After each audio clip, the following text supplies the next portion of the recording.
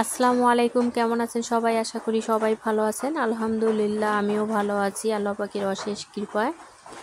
যে যেখান থেকে আমার এই ভিডিওটি দেখছেন সবাইকে আন্তরিক মোবারকবাদ। দেখতেই পাচ্ছেন সুন্দর একটা রেসিপি নিয়ে আপনাদের মাঝে হাজির হয়েছি। এদিকে আমি মাছটা কেটে ধুয়ে পরিষ্কার করে নিয়েছি। আর মাছটার কালার দেখেন, অনেক সুন্দর একটা কালার। আর মাছটা এখন ম্যাগনেট করে নেব হলুদ এবং লবণ দিয়ে।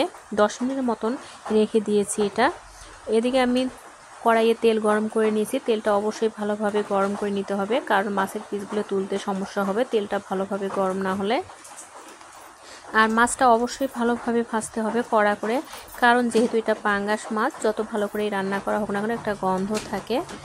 আর এভাবে ভেজে রান্না করলে গন্ধটা থাকে না। একবার বাসায় আপনারা ট্রাই করে দেখতেই পারেন। সব মাছই আমার ভাজা শেষ, এখন তুলে নিচ্ছি। আমি এটা পেঁয়াজ কুচি আর রসুন কুচি করে রেখেছি, এটা দিয়ে রান্না করব। এখানে দিয়ে দিচ্ছি। এটা ভালোভাবে এখন ভেজে নেব।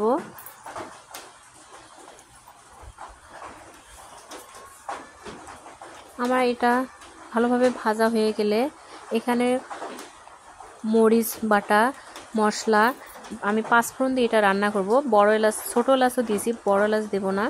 এখানে সব কিছু দিয়ে এটা ভালোভাবে কষিয়ে নেব। যেহেতু এটা বাটা মশলা এবং বাটা মরিচ, এজন্য এটা একটু ভালোভাবে আগেই কষিয়ে নিতে হবে, একটা গন্ধ থাকে।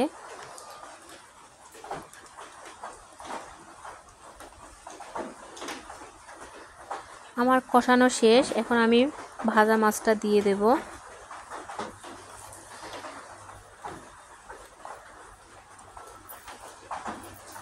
এভাবে একটু পানি দিয়ে কিছুক্ষণ কষিয়ে নেব, যেন পাঙ্গাসের গন্ধটা থাকে না। মাছটা আমার কষানো প্রায় শেষের দিক। আর কিছুক্ষণ জাল দিয়ে আমি ঝোলের পানি দিয়ে দেব। এই তো মাছটা কষানো শেষ, এখন আমি ঝোলের পানি দিয়ে দেব।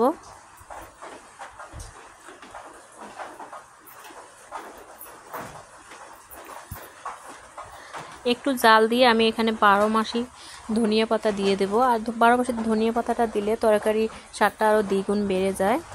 এটা আমাদের বাড়িরই ধনিয়া পাতা।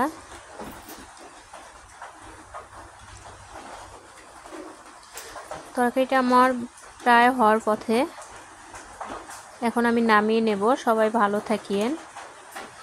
আসসালামু আলাইকুম।